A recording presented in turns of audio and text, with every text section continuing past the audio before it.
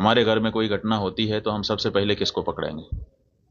सबसे पहले तो चौकीदार को पकड़ेंगे ना, कि तुम कहाँ थे, क्यों ये घटना हो गई तुम्हारे रहते हुए, किस लिए तुमको रखा था। लेकिन यहां नहीं ऐसा हो रहा है। यहां जो है कहते तो हैं कि हम चौकीदार हैं, लेकिन चौकीदारी अगर की गई होती, हाँ चौकीदार अगर अपने काम में पक्का होता है तो उसके ऊपर आक्रमण करके उसको कोई मार दे, लेकिन फिर कहा जाता है कि इस चौकीदार ने अपना निभाया। यहां तो कुछ पता ही नहीं है, कोई लड़ा ही नहीं उनसे, किसी ने उनको रोकने की कोशिश ही कहीं नहीं की।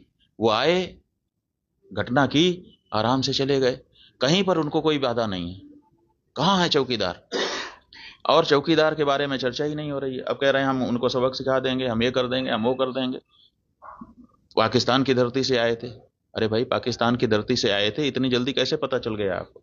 और अगर इतनी जल्दी आपको पता चल जाता है तो घटना के पहले क्यों नहीं पता चल गया?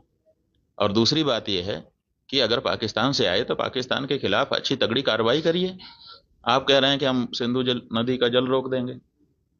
आपके पास जल को रोकने या उसको डाइवर्ट करके अपने ही यहाँ, अपने ही देश में रख लेने का कोई उपाय ही नहीं है। हमने विशेषज्ञों से पूछा कि अगर हम सिंधु नदी का जल पाकिस्तान में जाने से रोकना चाहते हैं तो हमारे पास क्या व्यवस्था है। उन्होंने कहा हमारे पास कोई व्यवस्था नहीं है। अगर हम आज से शुरू करें कि ऐसी व्यवस्था हम बना लें तो पैसा कितना लगेगा वो तो अभी पूछिए ही मत।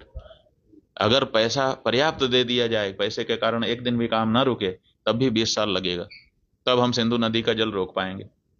तो ऐसी परिस्थिति में हम ये कह दे रहे हैं कि हम सिंधु नदी का जल रोक लेंगे। और टेलीविजन के एंकर हमने सुना वो कह रहे थे बूंद बूंद के लिए तरसेगा पाकिस्तान, एक गिलास शुद्ध पानी नहीं मिल पाएगा, खेती नष्ट हो जाएगी, बिजली नष्ट हो जाएगी, ये हो जाएगा, वो हो जाएगा। गजब बता रहे थे, ऐसा लग रहा था कि जैसे प्यास तो लग ही गई पाकिस्तान को। और इधर विशेषज्ञ बता रहे हैं कि हमारे पास पानी को रोक लेने का कोई उपाय ही नहीं है।